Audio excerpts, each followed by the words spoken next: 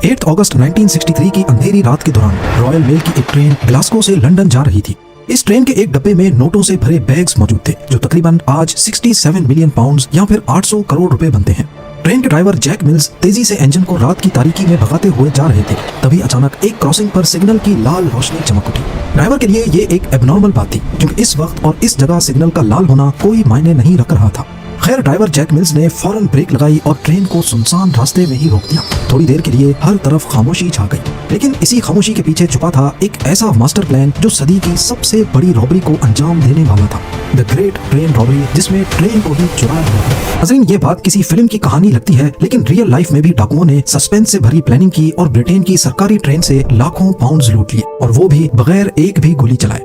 सब कुछ महीनों पहले शुरू हुआ जब लंदन के चंद जाने माने क्रिमिनल्स एक नए कारनामे को अंजाम देने के लिए सर जोड़कर बैठ गए।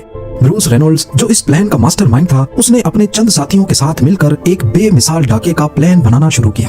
उसके पास ब्रिटेन की national post service Royal Mail की एक सीक्रेट मालूमात थी। ये सीक्रेट मालूमात उसको रॉयल मेल के ही एक सीनियर सिक्योरिटी ऑफिसर से मिली थी जिसका नाम किसी को भी मालूम नहीं था।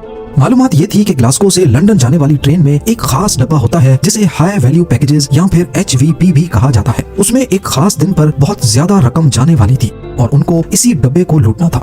ब्रूस रेनॉल्ड्स और उसके साथी जाने माने क्रिमिनल्स जरूर थे, लेकिन उनको ट्रेन लूटने का कोई एक्सपीरियंस नहीं था।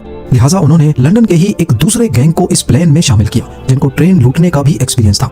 ये बदनामे जमाना गैंग साउथ कोस्ट रेडर्स के नाम से जाना जाता था। आहिस्ता आहिस्ता टीम बढ़ती गई और इस प्लान में अब 15 से ज्यादा लोग शामिल हो गए। उन्होंने ठान लिया कि बिना गोली चलाए सरकारी ट्रेन को लूटना है। पर यह कोई मामूली डाका नहीं था कि ट्रेन को रोको और लूट लो। इसके लिए महीनों की प्लानिंग की गई। 7 अगस्त 1963 को शाम 6:50 पे ट्रेन ग्लासगो सेंट्रल स्टेशन से लंदन जाने के लिए रवाना होती है। इसको लंदन के ह्यूस्टन रेलवे स्टेशन पर अगले दिन सुबह 4 बजे पहुंचना था। इस ट्रेन में टोटल 12 डब्बे थे और 72 पोस्ट ऑफिस का स्टाफ दौरान सफर मेल्स को सॉर्ट करने के लिए भी मौजूद था। ये ट्रेन खासकर सिर्फ पार्सल्स और पोस्ट को मुख्तलिफ शहरों में ड्रॉप करने के लिए चलाई जाती थी, इसीलिए इसको बिना रोके ही मुख्तलिफ स्टेशन पर पार्सल्स ड्रॉप करने थे। जब भी कोई स्टेशन आता तो वहाँ का लोकल पोस्ट ऑफिस स्टाफ एक स्पेशल एलिवेटेड रैक्स पर बोरियां लटका देता। जब ट्रेन प्लेटफॉर्म से गुजरती तो आहिस्ता हो जाती थी और अंदर बैठा स्टाफ एक जाली की मदद से वो बोरियां पकड़ लेता था। और ऐसे ही जो मेल्स उनको उस स्टेशन पे छोड़नी होती थी, उनकी बोरियां प्लेटफॉर्म पर चलते चलते ही उतार दी जाती थी। इस प्रोसेस के जरिए बगैर रोके ही मेल्स को मुख्तलिफ स्टेशंस पर डिस्ट्रीब्यूट किया जाता था। जिस डब्बे में रॉबरी होनी थी वो अभी तक इस ट्रेन के साथ अटैच्ड ही नहीं था। वो डब्बा नैन वैली रेलवे स्टेशन पर सेफली पार्क था। इस डब्बे को HVP यानी हाई वैल्यू पैकेजेस कहा जाता था क्योंकि इसमें ज्यादातर बड़ी मिकदार में कैश मौजूद होता जो लोग उस वक्त दूसरे शहरों में मनी ऑर्डर करते थे। 1960 में यानी इस वाक़े से 3 साल पहले post office investigation branch IB ने HVP डब्बों की सिक्योरिटी को बढ़ाने के लिए इसमें सिक्योरिटी अलार्म सिस्टम लगवाने की हिदायत दी थी और 1961 में 3 HVP डब्बों में ये सिक्योरिटी अलार्म सिस्टम लगवा लिए गए और जो पुराने डब्बे थे जिन पर सिक्योरिटी अलार्म नहीं था उनको रिजर्व में ही रख दिया गया। लेकिन डाके वाला दिन सबसे अहम था। उस दिन सिक्योरिटी अलार्म वाले HVP डब्बे आउट ऑफ सर्विस थे, लिहाजा एक रिजर्व डब्बा M30204M को इस्तेमाल किया जाना था जिसमें कोई सिक्योरिटी सिस्टम भी नहीं था। ये एक बहुत बड़ी टिप थी जो डाकुओं को रॉयल मेल के इनसाइडर से मिली थी।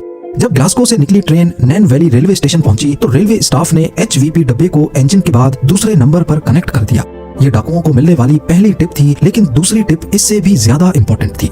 नॉर्मली HVP डब्बों में 3 लाख पाउंड के करीब पैसे होते थे, लेकिन क्योंकि पिछला हफ्ता बैंक हॉलिडे वीकेंड था, इसीलिए डाके वाले दिन इसमें 3 मिलियन पाउंड के करीब कैश मौजूद था। और ये थी टिप नंबर 2, यानी जो इत्तेफाक आज के दिन हुआ वो शायद सालों में एक बार होता होगा। 12 गुना ज्यादा पैसे भी जा रहे हैं और इत्तेफाक से सिक्योरिटी अलार्म वाला HVP डब्बा भी खराब था।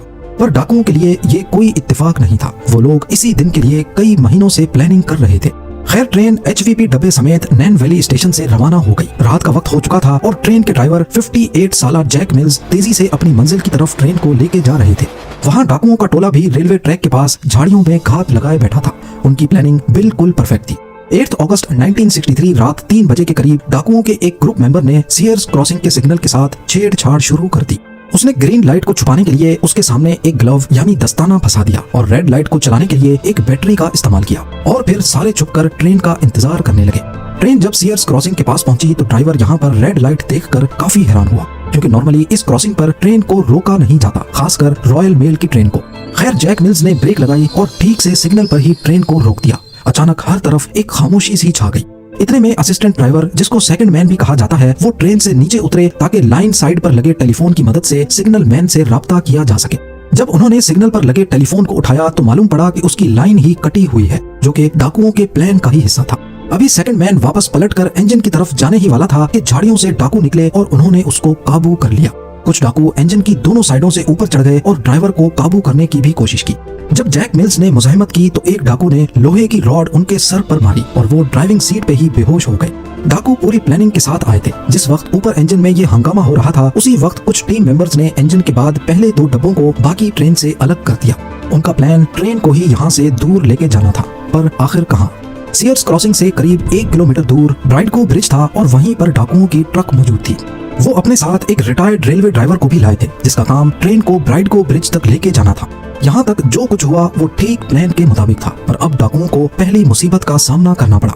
वो अपने साथ जो ड्राइवर लाए थे, वो इस नए इंजन के कंट्रोल्स देखकर ही घबरा गया, क्योंकि उसने कभी ये इंजन ऑपरेट ही नहीं किया था। मजबूरन डाकुओं ने जैक मिल्स को होश में लाने की कोशिश की और उसे मजबूर किया कि वो ट्रेन को 1 किलोमीटर दूर लेके चले। अब इंजन और 2 डब्बे दोबारा से चलने लगे और 1 किलोमीटर दूर ब्राइडगो ब्रिज पर जाकर उसे रुकवा दिया गया। इस दौरान ट्रेन के बाकी डब्बे जो पीछे रह गए थे, उनमें मौजूद स्टाफ को मालूम ही नहीं था कि ट्रेन क्यों रुकी है। ब्राइडगो ब्रिज पहुंचकर डाकुओं ने HVP डब्बे के दरवाजे को तोड़ा और अंदर घुसकर 5 स्टाफ मेंबर्स को ठीक ठाक चोटें पहुंचाई और उन्हें मुंह के बल रस्सियों से बांधकर लिटा दिया और अपनी कार्रवाई शुरू कर दी। HVP डब्बे में टोटल 128 बोरियां कैश से लथपथ भरी हुई थी। ये 1 पाउंड, 5 पाउंड और 10 शिलिंग के नोट थे। इनका टोटल वजन करीब 2.5 टन के बराबर था। ट्रेन ब्रिज पर थी और नीचे रोड पर एक ट्रक खड़ी थी। डाकुओं के प्लान के हिसाब से उनके पास सिर्फ 15 मिनट का वक्त था, लिहाजा उन्होंने ह्यूमन चेन बनाई और एक एक करके 128 में से 120 बोरियां ट्रक में लोड कर दी। बाकी 8 बोरियां टाइम कम होने की वजह से छोड़ दी गई। उनका प्लान बिल्कुल परफेक्टली काम कर चुका था, लेकिन आखिर में सिर्फ एक गलती हुई जो आगे चलकर उनको पकड़वाने में सबसे मुफीद साबित हुई। जाते जाते एक डाकू ने HVP डब्बे में बंधे हुए स्टाफ को कहा कि 30 मिनट तक यहाँ से उठने की कोशिश भी मत करना, वरना जान चली जाएगी। डाकुओं के पास एक ऑस्टिन लोड स्टार ट्रक थी जिस पर सारा कैश लोड किया गया और 2 लैंड रोवर्स भी थी जिन पर उन्होंने गवाहों को गुमराह करने के लिए एक ही नंबर लगा रखा था, BMG 757A। वारदात के बाद वो सारे वहाँ से फरार हो गए। करीब 45 मिनट की ड्राइव के बाद रात के 4:30 बजे वो अपने हाइड आउट में पहुंच गए, जो वारदात की जगह से करीब 43 किलोमीटर दूर ओकली नामी गाँव से करीब था। इस दौरान वो VHF रेडियो पर पुलिस की बातें भी सुन रहे थे, जिससे उनको काफी मदद मिल रही थी।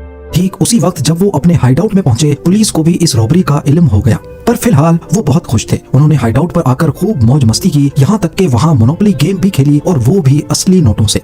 पर उनकी ये खुशी सिर्फ चंद मिनटों की मेहमान थी। थोड़ी ही देर बाद उन्हें रेडियो की मदद से पता चला कि पुलिस उनको 50 किलोमीटर के रेडियस में ढूंढ रही है।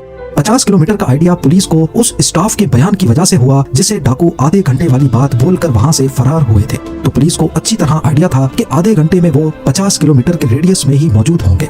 ये बात सुनकर डाकू एकदम घबरा गए। अब उनका इस हाइडआउट से निकलने का प्लान जो संडे को था, वो उन्होंने फ्राइडे पर शिफ्ट कर लिया। थर्सडे वाला दिन उन्होंने सारे पैसे आपस में बांट लिए। लूटी गई रकम 2.5 मिलियन पाउंड्स के करीब थी। कुछ रिपोर्ट्स के मुताबिक हर एक के हिस्से में 1.5 लाख पाउंड्स आए, जो उस दौर में एक बहुत बड़ी रकम थी। यानी हर एक के हिस्से में आज के हिसाब से 3.9 मिलियन पाउंड्स आए थे।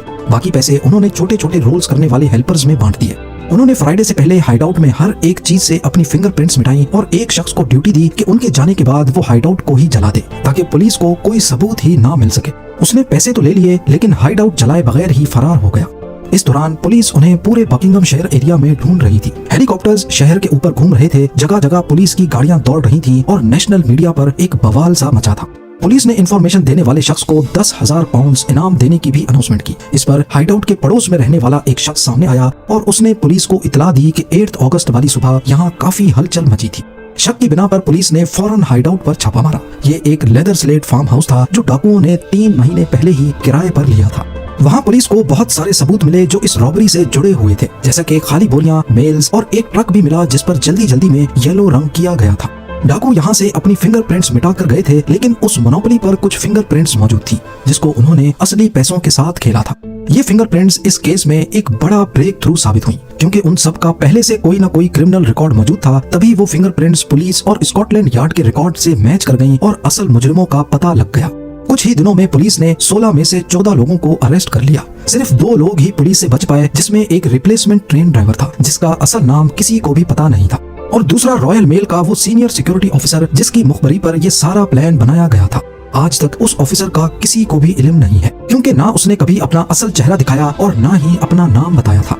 कोर्ट ने इस रॉबरी को सदी की सबसे बड़ी रॉबरी करार देकर इस गैंग के तकरीबन सभी लोगों को 30 साल की कैद सुनाई। इस रॉबरी के बाद ब्राइटगो ब्रिज ट्रेन रॉबर्स ब्रिज के नाम से मशहूर हो गया और आज तक ये उसका नया इनफॉर्मल नाम है।